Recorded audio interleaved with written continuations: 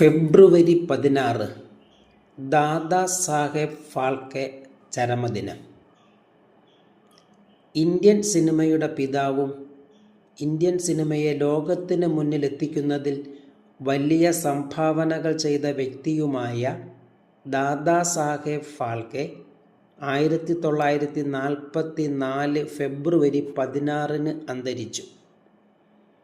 1870 April 30 മഹാരാഷ്ട്രയിൽ ജനിച്ച ഇദ്ദേഹമാണ് ഇന്ത്യയിലെ ആദ്യ സിനിമയായ രാജാ ഹരിശ്ചന്ദ്ര എന്ന സിനിമ നിർമ്മിച്ചത്. 1913 മെയ് 3 മുംബൈയിലാണ് ഇതിൻ്റെ പ്രദർശനം തുടങ്ങിയത്. ഇതിൻ്റെ നിർമ്മാണവും സംവിധാനവും തിരക്കഥാരചനയും എല്ലാം നിർവഹിച്ചത് അദ്ദേഹം തന്നെയാണ്. രാജാ ഹരിശ്ചന്ദ്രയ്ക്കു ശേഷം ഭസ്മാസുർ, സത്യവാൻ സാവിത്രി, ലങ്കാദഹൻ തുടങ്ങി 35 സിനിമകളും 26 ഹ്രസ്വചിത്രങ്ങളും അദ്ദേഹം നിർമ്മിച്ചു. 1937 പുറത്തിറങ്ങിയ ഗംഗാവതരണം എന്ന സിനിമയാണ് ഒരേ ഒരു ശബ്ദചിത്രം. ബാക്കിയെല്ലാം നിശബ്ദ ചിത്രങ്ങളായിരുന്നു. 1918 അദ്ദേഹം സ്ഥാപിച്ച ഹിന്ദുസ്ഥാൻ ഫിലിം കമ്പനി ഇന്ത്യൻ സിനിമയെ ഒരു വ്യവസായമാക്കി മാറ്റുന്നതിൽ വലിയ പങ്ക് വഹിച്ചു. 1944 ഫെബ്രുവരി 16 അദ്ദേഹം അന്തരിച്ചു.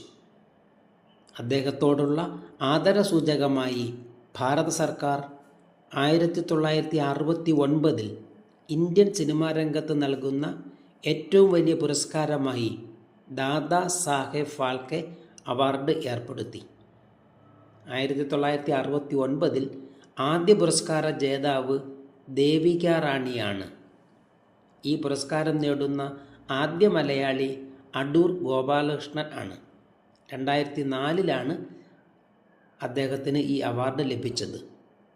അതിനുശേഷം 2025 ഫാൽക്കെ പുരസ്കാരം നേടിയ മോഹൻലാൽ ഈ പുരസ്കാരം നേടുന്ന രണ്ടാമത്തെ മലയാളിയും ആദ്യ മലയാള നടനുമായി.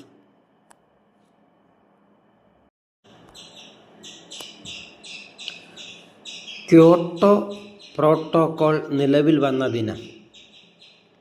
ആഗോള താപനം നിയന്ത്രിക്കുന്നതിനായി ഐക്യരാഷ്ട്രസഭയുടെ നേതൃത്വത്തിൽ ഉണ്ടാക്കിയ ഏറ്റവും പ്രധാനപ്പെട്ട ഉടമ്പടികളിൽ ഒന്നാണ് ക്യോട്ടോ പ്രോട്ടോക്കോൾ. 1997 ഡിസംബർ 11 ജപ്പാനിലെ ക്യോട്ടോ എന്ന സ്ഥലത്തു കൂടിയ ഉച്ചകോടിയിൽ വെച്ച് അംഗീകരിച്ച ഈ കരാർ നിലവിൽ വന്നത് 2005 ഫെബ്രുവരി 16 ഭൂമിയിലെ താപനില വർദ്ധിപ്പിക്കുന്ന ഹരിതഗൃഹ വാതകങ്ങളുടെ പുറന്തള്ളൽ കുറയ്ക്കുക എന്നതായിരുന്നു ഇതിൻ്റെ പ്രധാന ലക്ഷ്യം. 2018 പാരീസിൽ നടന്ന സുസ്ഥിര വികസന ഉച്ചകോടിയിൽ ക്യോട്ടോ പ്രോട്ടോക്കോളിന് ഭേദഗതികൾ വരുത്തുകയുണ്ടായി. ഈ പാരീസ് ഉടമ്പടിയാണ് ആഗോളതലത്തിൽ ആഗോളതാപനത്തെയും കാലാവസ്ഥാ വ്യതിയാനത്തെയും നിയന്ത്രിക്കുവാൻ ഇപ്പോൾ നിലവിലുള്ളത്.